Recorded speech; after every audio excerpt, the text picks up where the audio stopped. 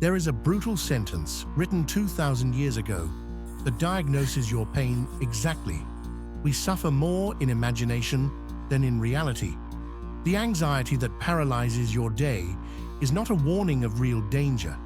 It is a flaw in perception, a miscalculation of your own biology. It is like paying exorbitant interest in advance on a debt you don't even know if you've incurred. While your mind desperately tries to control a future that doesn't exist, the only time where life actually happens, the now, slips through your fingers. The result is exhaustion, paralysis, and the feeling of being held hostage by a monster living under your bed, without realizing that it was you who put it there. But how do you differentiate a real danger from a lie invented by your mind? And what are the practical tools used by Roman emperors and validated by modern psychology to regain control? To understand this, we must first dissect the anatomy of this suffering. To cure anxiety, we must first understand its mechanics. And the first thing you need to know is that your pain does not come from the world out there. It is manufactured in here. Stoic philosophy, long before modern psychology, identified that human suffering is not a direct reaction to facts, but a consequence of our interpretation of them. The foundation of all anxious suffering lies in a miscalculation that Epictetus, the slave who became a philosopher, exposed almost 2,000 years ago. He said, ipsis literis, men are disturbed not by things, but by the view which they take of them. This means that an event in itself, like losing a job, receiving criticism, or facing a delay, is neutral. The event is merely a datum of reality. What causes your racing heart and cold sweat is the judgment you attach to that event, the mental label that this is terrible or unbearable. Donald Robertson explains that anxiety arises exactly when we project this negative judgment into the future, suffering for something that hasn't even happened yet. Think of this analogy. Physical pain is inevitable, but emotional suffering is optional. If it starts raining on your wedding day, the rain is just a physical fact, a phenomenon of nature not under your control. The tragedy and the anguish that the day has been ruined are exclusive additions of your mind. If you don't add that judgment, rain is just water.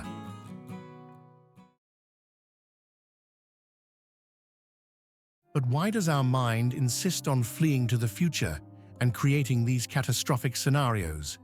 Seneca, one of the most powerful men in Rome, diagnosed this sickness of time with surgical precision. He wrote to his friend Lucilius, "Only he is anxious about the future whose present is empty." This phrase explains our modern era of dopamine and constant distraction. A mind that cannot rest in the now, that finds no satisfaction in the present moment, is forced to flee to tomorrow. And since tomorrow is uncertain, this flight generates fear. Seneca warns that by living projected into the future, we leave life always to be completed. This generates chronic anguish, a sensation that something is always missing, transforming existence into a desperate race where the finish line never arrives. As Seneca himself summarized brutally, we suffer more often in imagination than in reality.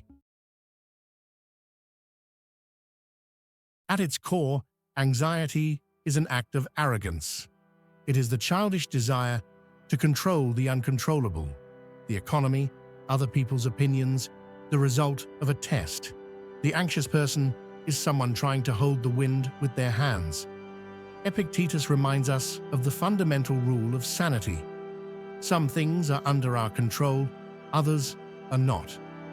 He details that the inner life, our opinions, desires, and aversions, depends on us, but external things like the body, reputation, and the command of others do not. Trying to control what does not belong to us is the recipe for frustration and perpetual anxiety.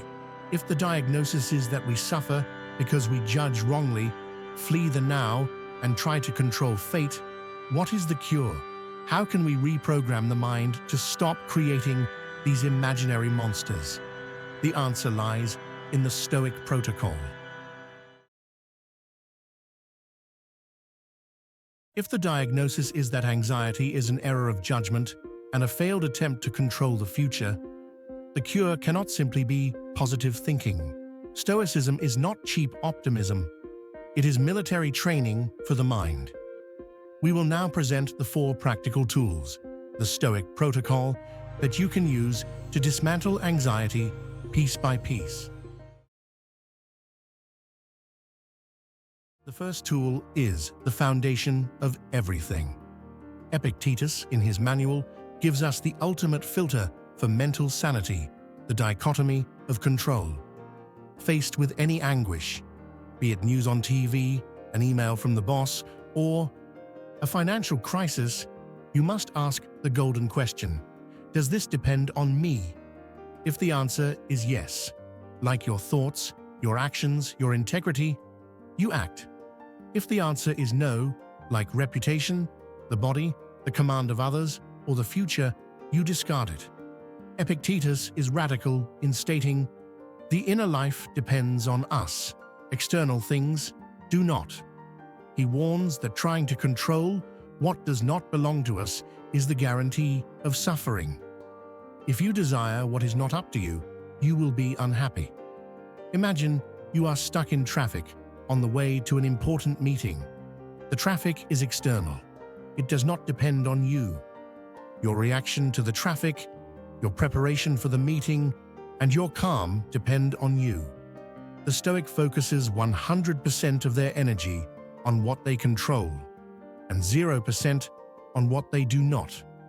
Donald Robertson, therapist and writer, explains that this distinction is crucial because anxiety is often merely the frustration of trying to mold reality to our impossible desires. Liberation comes from acceptance. As Epictetus says, do not seek for things to happen the way you want them to. Rather, wish that what happens happen the way it happens. Then you will be happy. Accepting what is not under your control is not passivity. It is the only form of real freedom. He who fights against the inevitable suffers uselessly. He who accepts it saves energy for what can be changed. The second tool seems, at first glance, the opposite of what is recommended for an anxious person. Seneca proposes the praemeditatio malorum, or the premeditation of evils. Instead of running from fear, you must look directly at it. Seneca teaches us to set aside moments to imagine the worst possible scenario. Why would we do this? Seneca explains that fear gains power through surprise. The unexpected knocks us down. But what has been foreseen comes more softly. If you have already visualized that you might be fired, that you might get sick, or that you might be criticized, and have already mentally rehearsed how you would handle it with dignity, fear loses its power of paralysis. The event ceases to be an unknown monster and becomes a manageable problem. Donald Robertson connects this ancient practice directly with modern cognitive behavioral therapy. In psychology, this is called exposure or decatastrophizing.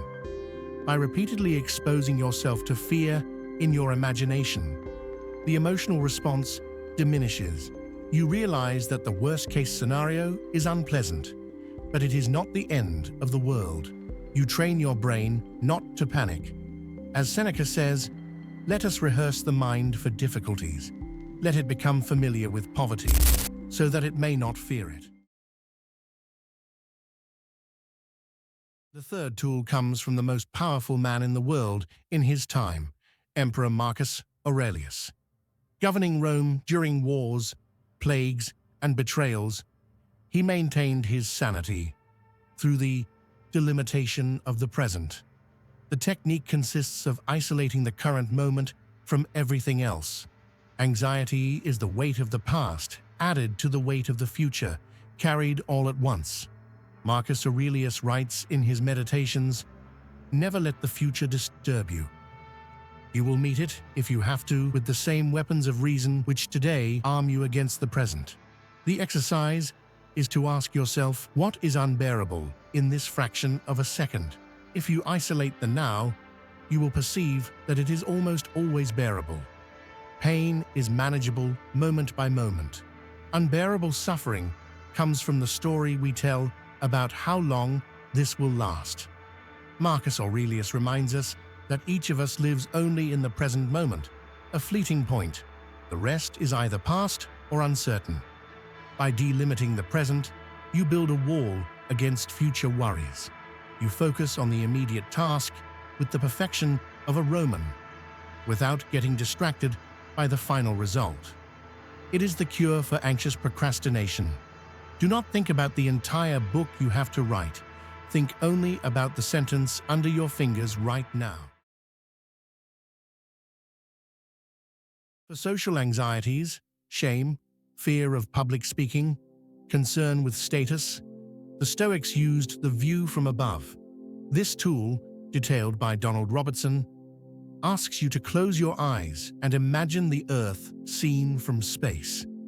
See the cities like anthills, borders disappearing, the rapid succession of generations. Marcus Aurelius used this constantly to crush his own ego and vanity.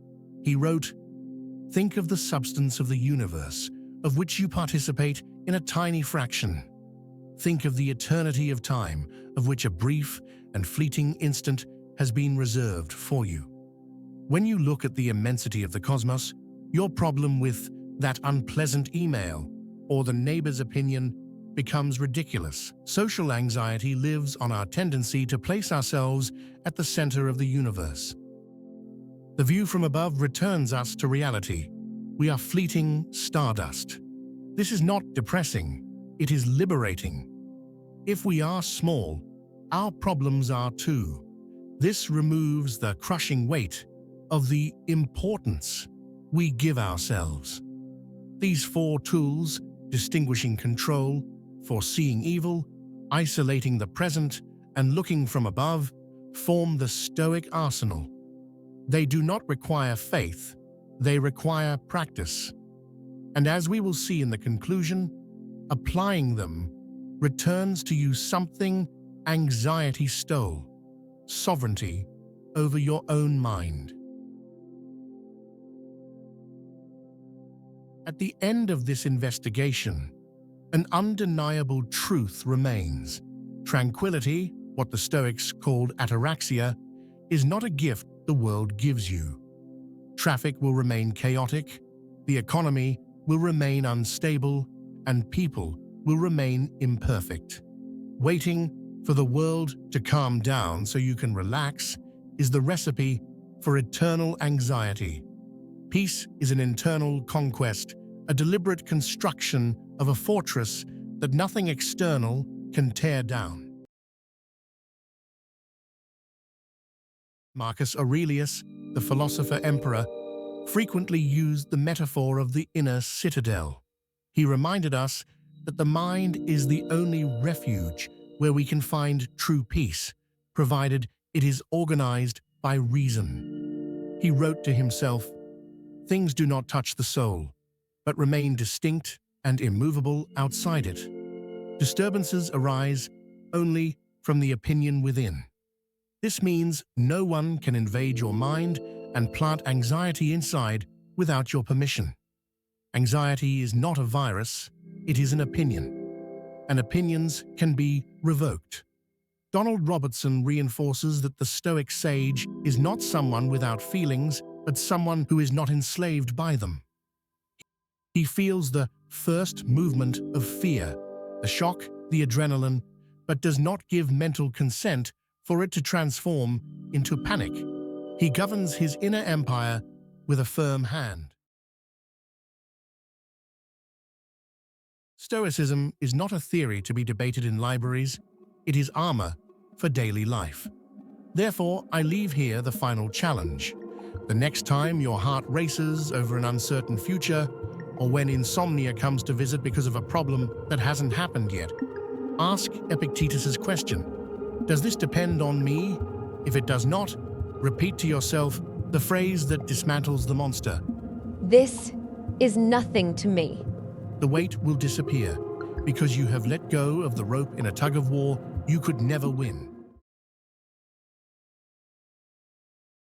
Freedom, according to Epictetus, is the only goal worthy in life, but it is not conquered by changing the world, but by changing ourselves. As he taught, do not run from your destiny.